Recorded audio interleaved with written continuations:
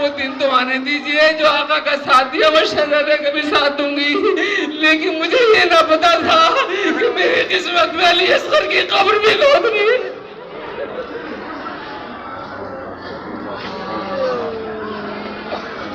अरे हमारे अहले सुन्नत के आलिम हैं अल्लामा फतेह सिंहपुरी, उन्होंने किताब लिखी क़यामत सुग़रा। ये पूरी किताब हज़रत अली असगर पे है। वो कहते हैं अली हुसैन के लिए अली असगर की गर्दन से तीर निकालना उतना मुश्किल नहीं था जितना जुल्फ़िकार से कब्र खोद के अली असगर को दफन कर।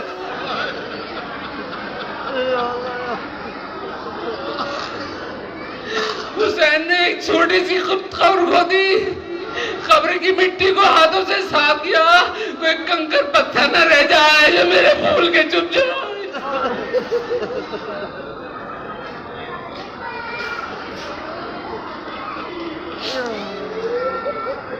जब कब्र को अच्छी तरह साफ कर लिया तो हुसैन ने अली असगर को उसमें आहिस्ता से लिटा दिया।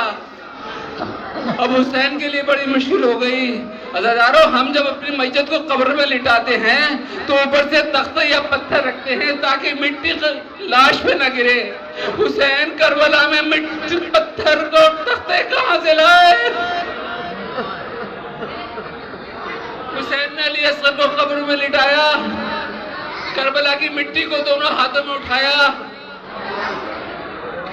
करबला की मिट्टी आग की तरह जल रही थी।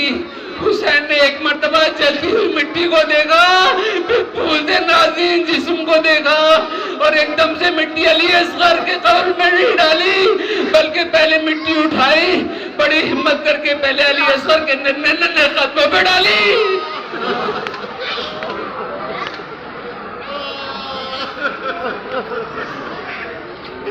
फिर और हिम्मत उठाई और हिम्मत उठाई और मिट्टी उठाई अली असगर के कानों पे डाली।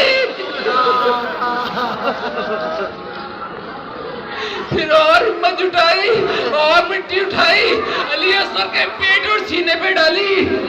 अब अली असगर का पूरा जिस्म गर्म मिट्टी से ढक गया। जब चेहरा बाकी रह गया तो अल्लामा लिखते हैं कि हुसैन का हौसला जवाब दे गया।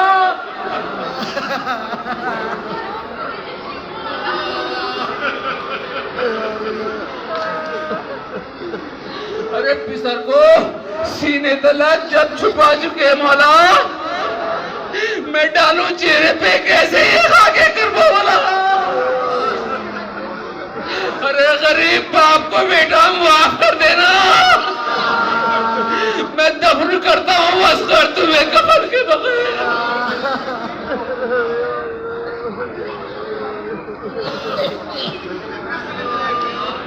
हुसैन ने एक छोटी सी तुरबत बना दी, लेकिन पानी न था तो शाह छिड़कते मजार पर आंसू बरस पड़े।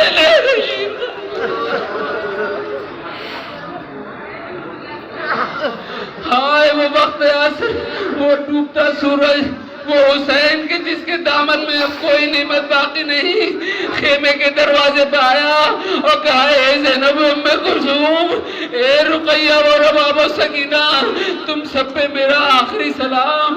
ज़ैनब से कहा, बहन मुझे मेरे बेटे से मिलवा दो। फिर आए एक खेमे के अंदर शहे ज़मा गश में पड़ा हुआ था जहाँ एक नातवा, चेहरे का रंग जर्द, लरसती थी पसलियां। ये देख के हुसैन के आंसू हुए रहा।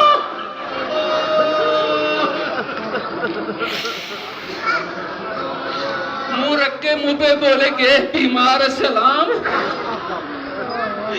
बेकस हो गए वारिस रमदान सलाम।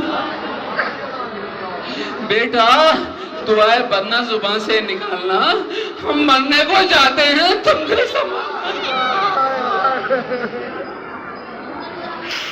कुछ देर बातें करते रहे।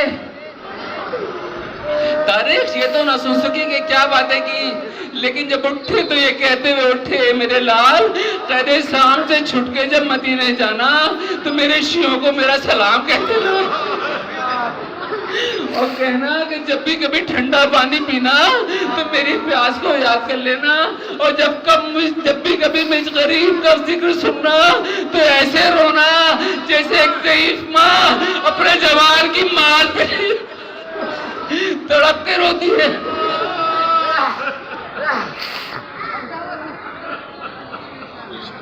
फिर बीवियों पे नजर की, किसी का भाई मारा गया, किसी का शौहर मारा गया, किसी का बेटा मारा गया। जब खेमे के दरवाजे पे आए तो एक बच्ची ने दामन थाम लिया और कहा नींद आएगी जब आपकी बू पाऊंगी बाबा, मैं रात को मक्तल में चली आऊंगी बाबा। फरमाया निकलती नहीं सैलानियां बाहर, छाती पे सुलाएंगी तुम्हें रात को मादर। वो कहती थी सोएंगे कहाँ फिर अली असगर, फरमाते थे हंसी नगर और सत्य में तुम पर, अरे शब होएगी और दश्त में हम होएंगे बीबी, असगर मेरे साथ आज वही सोएंगे बीबी। वो कहती थी बस देख लिया आपका भी प्यार, अब आपसे बोलूंगी मैं या शायद अबरार।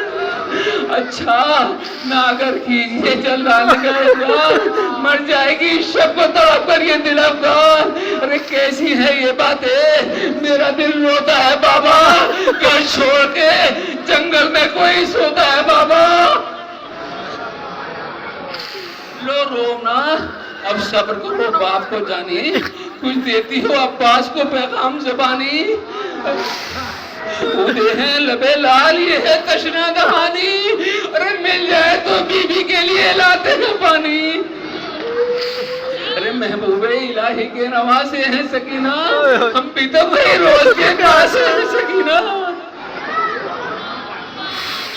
ये कह के फिर तड़पने लगे सिफ्ते मुस्तफा, रोए गले लगा के सकीना को पूछा, फिर गोद में बहन के दिया और ये कहा ज़ैनब ये है अमानत मज़लूम करबला। फिर बेटी को गले लगाया और कहा लो मिल लो गले से, ये गला आज कटेगा।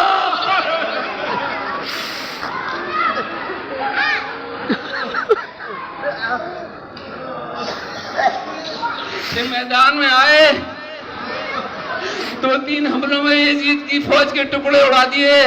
इतने में एक आवाज सुनी, या अय्युहन नफ्सुल मुतमइन्ना, ए नफ्स मुतमइन्ना पलटता अपने रब की तरफ। बस चारों तरफ से हमले शुरू हो गए। जब हुरमला को गिरफ्तार करके मुख्तार के दरबार में लाया गया तो मुख्तार ने कहा हुरमला तूने बड़े जुल्म ढाए हैं। तो हुरमला ने ये कहा कि बता तूने क्या जुल्म किए। तो हुरमला ने कहा जब चारों तरफ से हुसैन पे हमले हो रहे थे, चलते थे 4 सिम से भाले हुसैन पर, टूटे हुए थे बर्छियों वाले हुसैन पर, कातिल थे खंजरों को निकाले हुसैन पर, ये दुख नबी की गोद के पाले हुसैन पर। गिरते थे और संभालने वाला कोई न था, तेरे सितम निकालने वाला कोई न था। तो हुरमला ने कहा कि जब सब हुसैन पे हमला कर रहे थे तो मैंने भी चाहा कि एक तीर हुसैन के मैं भी लगाऊं, लेकिन मुझे हुसैन के जिस्म पर कोई जगह खाली नजर नहीं आ रही थी।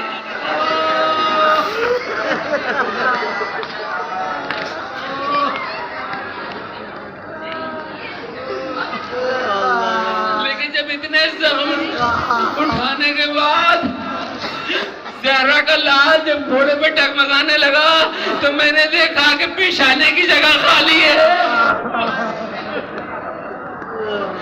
बस मैंने पेशानी का निशाना लिया, बस उस तीर का लगना था कि फिर ज़हरा का लाल घोड़े पे संभल न सका और ये कहते हुए ज़मीन करबला की तरफ चला, अरे गर्म रेती पे मैं गिरता हूँ संभालो अम्मा।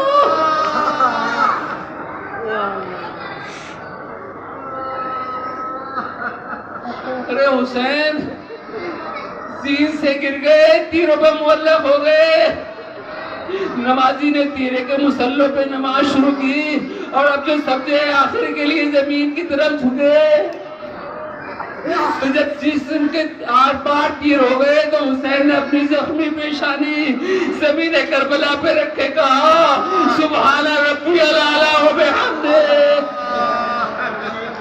उधर फिजना आवाज़ी शहजादी फटते पुश्ते फरस खाली है।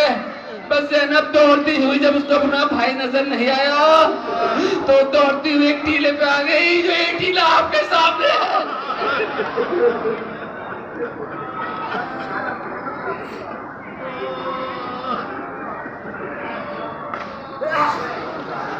अरे टीले ज़मीन में ऐसे ज़ैनब ने ये देखा कि बेदर जालिम भाई का सर दबा कर रहा है और भाई पड़ते तकलीफ से कभी आँख बंद करते हैं कभी खोलते हैं।